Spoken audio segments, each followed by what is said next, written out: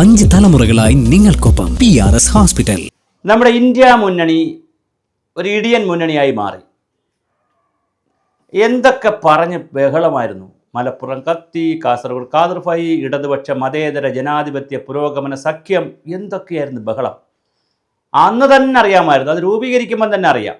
കേരളത്തിൽ തമ്മിലടിക്കുന്ന അല്ലെങ്കിൽ പ്രതിപക്ഷത്തും ഭരണപക്ഷത്തും നിൽക്കുന്ന കമ്മ്യൂണിസ്റ്റ് പാർട്ടിയും മാർക്സിസ്റ്റ് പാർട്ടിയും കോൺഗ്രസും, അതുപോലെ കേരളത്തിലെ ലീഗും കമ്മ്യൂണിസ്റ്റ് പാർട്ടിയും, തമിഴ്നാട്ടിലെ അണ്ണാ DMKയും, അതുപോലെ തന്നെ സ്റ്റാലിൻ്റെ പാർട്ടി, അതുപോലെ തന്നെ തൃണമൂൽ കോൺഗ്രസ് ആണെങ്കിൽ അവിടെ CPM-ഉമായിട്ട് നല്ല പോരിലാണ്, കോൺഗ്രസുമായിട്ട് പോരിലാണ്. അങ്ങനെ സംസ്ഥാനങ്ങളിൽ പരസ്പരം പോരടിച്ച് നിൽക്കുന്ന പാർട്ടികൾ ഒന്നിച്ചൊരു മേശയുടെ ചുറ്റും ഇരുന്ന് അല്ലെങ്കിൽ ഒരു വലിയ കോൺഫറൻസ് ഹാളിലിരുന്ന് ഒന്നിച്ച് കേക്ക് മുറിച്ച് ഭക്ഷണവും കഴിച്ച് പരസ്പരം പാര വയ്ക്കുന്ന രീതിയിൽ അങ്ങോട്ടും ഇങ്ങോട്ടും ദ്വയാർത്ഥത്തിൽ വർത്തമാനവും പറഞ്ഞ് ചാനലുകൾക്ക് ബൈറ്റും കൊടുത്ത് പോയാൽ മുന്നണിയാകുമോ? ഇപ്പോൾ ഇത് ആം ആദ്മി പാർട്ടിയും മാറിയിരിക്കുന്നു. കഴിഞ്ഞ കുറച്ച് ദിവസമായി മമതാ ബാനർജി അവിടെ നിന്ന് മാറി. ഇപ്പോൾ ആം ആദ്മി പാർട്ടിയും മാറി. അവസാനത് കോൺഗ്രസ് മാത്രമാകുന്ന സ്ഥിതിയിലേക്ക് പോകുന്നു.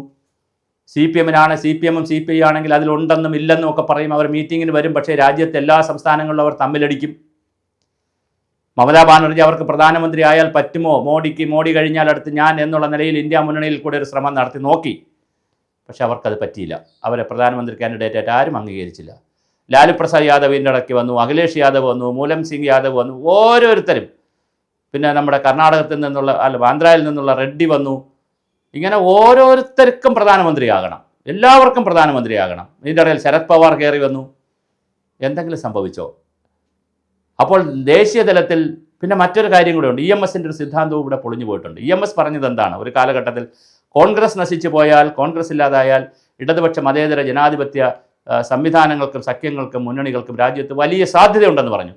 പക്ഷേ കോൺഗ്രസ് നശിച്ചു, അല്ലെങ്കിൽ കോൺഗ്രസ് ക്ഷയിച്ചു എന്നുള്ള വാക്ക് ഞാൻ പറയുന്നില്ല. രാഷ്ട്രീയ പാർട്ടികൾ ക്ഷയിച്ചു, അവർ ചുരുങ്ങി മെരുങ്ങി. BJP ആണ് വളർന്നത്.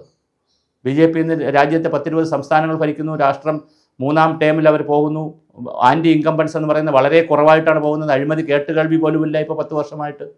അതുപോലെ തന്നെ ഇപ്പോൾ ഓപ്പറേഷൻ സിന്ദൂറിലൊക്കെ വലിയ ഗോൾ അടിച്ചാണ് മോദി ഗവൺമെൻറ് മുമ്പോട്ട് പോകുന്നത്. ലോകത്തിലെ 3-ാമത്തെ ശക്തിയായി 4-ാമത്തെ ശക്തിയിൽ നിന്ന് 3-ാമത്തെ ശക്തിയിലേക്ക് വളരുന്നു. രാജ്യത്തെ ഒരുപാട് വികസന പ്രവർത്തനം നടത്തുന്നുള്ള പേരിലേക്ക് മോഡി സർക്കാർ വരുന്നു. ബാക്കി കാര്യങ്ങൾ ഒരുപാടുണ്ട്, എങ്കിലും പേരിലേക്ക് വരുന്നുണ്ട്. അപ്പോൾ എന്താണ് നമ്മുടെ രാജ്യത്ത് സംഭവിച്ചുകൊണ്ടിരിക്കുന്നത്? തീർച്ചയായും വളരെ ഗൗരവതരമായി നമ്മൾ ആലോചിക്കേണ്ടതാണ്. ഇന്ത്യ മുന്നണി എന്ന് പറയുന്നത് തട്ടിക്കൂട്ട് മുന്നണിയാണ് എന്ന് അന്നേ കരുതിയതാണ്. പ്രത്യേകിച്ച് അതിനകത്തൊരു ലീഡർഷിപ്പില്ല എന്നുള്ളതാണ് വളരെ പ്രധാനം. എല്ലാവരും അംഗീകരിക്കുന്ന ലീഡർഷിപ്പില്ല. കോൺഗ്രസിനും വലിയ അബദ്ധമാണ് പറ്റിയത്. അർജുൻ സിംഗ് ഉണ്ടായിരുന്നു, വലിയ നേതാവായിരുന്നു. അവർ അദ്ദേഹത്തെ കളഞ്ഞു. അതുപോലെ തന്നെ ഗുലാം നബി ആസാദ് ഉണ്ടായിരുന്നു, വളരെ നല്ല രീതിയിൽ പ്രൊജക്റ്റ് ചെയ്യാൻ കഴിയുന്നൊരു നേതാവായിരുന്നു. പ്രണാബ് മുഖർജി ഉണ്ടായിരുന്നു. പ്രണാബ് മുഖർജിയെ ശരിക്കും പ്രസിഡന്റ് ഒന്നും ആക്കാൻ പാടില്ലായിരുന്നു, പ്രധാനമന്ത്രി കാൻഡിഡേറ്റ് ആക്കണമായിരുന്നു. മൻമോഹൻ സിംഗിനൊക്കെ പകരം, അല്ലെങ്കിൽ മൻമോഹൻ സിംഗ് കഴിഞ്ഞതിന് ശേഷം അടുത്തത് പ്രണാബ് മുഖർജിയെ പ്രധാനമന്ത്രിയാക്കി കൊണ്ടുവരണമായിരുന്നു. അപ്പോൾ അവരൊക്കെ വലിയ നേതാക്കളാണ്, വലിയ ജനപിന്തുണയുള്ള, വലിയ അംഗീകാരമുള്ള കരിസ്മാറ്റിക് ലീഡർമാരാണ്. അങ്ങനെ ഇന്ന് മല്ലികാർജുൻ ഖാർഗെ ഒന്നും അങ്ങനെ ഒരു കരിസ്മാറ്റിക് ലീഡറല്ല. പ്രായം കൊണ്ടും പല കാരണങ്ങളെ, സോണിയാഗാന്ധിയുടെ കുടുംബത്തോടുള്ള വിധേയത്വമൊക്കെ പറഞ്ഞു നിൽക്കുന്നതല്ലാതെ ഒരു കരിസ്മാറ്റിക് ലീഡറല്ല. അപ്പോൾ കോൺഗ്രസിനും ഒരു കരിസ്മാറ്റിക് ലീഡർഷിപ്പ് ഇല്ല. ഇപ്പോൾ KC വേണുഗോപാൽ എന്ന് നാഷണൽ ലെവലിൽ അങ്ങനെ അംഗീകരിക്കുന്നവരല്ല. ഹിന്ദിക്കാരൊക്കെ ആയാലും ഒക്കെ, ബംഗാളി ഹിന്ദിയൊക്കെ ആയാലേ പറ്റുകയുള്ളൂ. അപ്പോൾ കരിസ്മാറ്റിക് ലീഡർമാർ കോൺഗ്രസിനുമില്ല. രാഹുൽ ഗാന്ധി ബോഡി ലാംഗ്വേജ് കൊണ്ടും ആളിൻ്റെ സൈസ് കൊണ്ടും വാക്കിൻ്റെ നാവ് കൊണ്ടും പ്രവൃത്തി കൊണ്ടും ഒന്നും ആ നിലയിൽ ഉയർന്നു വരാൻ രാഹുൽ ഗാന്ധിക്ക് കഴിഞ്ഞിട്ടുമില്ല. പ്രിയങ്ക ഗാന്ധിയാണ് ഒരു സാധ്യതയുള്ളത്. പക്ഷേ പ്രിയങ്ക ഗാന്ധിയെ ആ നിലയിൽ വളർത്തിയെടുക്കാൻ കോൺഗ്രസ് ശ്രമിക്കുന്നുമില്ല. അപ്പോൾ ഒരു വലിയ ദേശീയ തലത്തിൽ വലിയ നേതാക്കളുടെ ഒരു ദാരിദ്ര്യം കോൺഗ്രസ് ഫീൽ ചെയ്യുന്നുണ്ട്. അതുപോലെ തന്നെയാണ് ഇന്ത്യ മുന്നണിയെയും നയിക്കുവാനുള്ള ഗൗരവമായ നേതാക്കളില്ല. ഇപ്പോൾ പ്രധാനമന്ത്രി കാൻഡിഡേറ്റ് ആകാൻ ആരാണ് പ്രധാനമന്ത്രി? തട്ടിക്കൂട്ട്, നേരത്തെ ദേവഗൗഡയൊക്കെ വന്നതുപോലെ ഒരു തട്ടിക്കൂട്ട് പ്രധാനമന്ത്രി വരും എന്നുള്ളതല്ലാതെ മോഡിക്ക് പകരം നിൽക്കാൻ പറ്റുന്ന ഒരു കരിസ്മാറ്റിക് ആയിട്ടുള്ള ഒരു പ്രധാനമന്ത്രിയും രാജ്യത്തില്ല. ഇതെല്ലാം കൂടി വരുമ്പോഴാണ് ഇന്ത്യ മുന്നണി വല്ലാത്തൊരു ശോഷിച്ചുകൊണ്ടിരിക്കുന്നത്. ഇപ്പോൾ ആം ആദ്മി പാർട്ടിയും അവർ തന്നെ പല കഷ്ണങ്ങളായി, ആം ആദ്മി പാർട്ടി തന്നെ ഇപ്പോൾ പല കഷ്ണങ്ങളായി പിരിയുന്നു.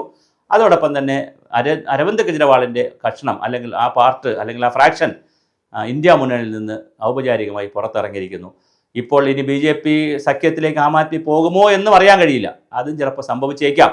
അങ്ങനെയൊക്കെ വരുന്ന പുതിയ രാഷ്ട്രീയ പശ്ചാത്തലമാണ് രാജ്യത്ത് ഉണ്ടായിക്കൊണ്ടിരിക്കുന്നത്. എന്തായാലും ഇന്ത്യ മുന്നണി കല്ലിലടിച്ച പൂക്കുല പോലെ തകർന്ന് തരിപ്പണമായി കഴിഞ്ഞു.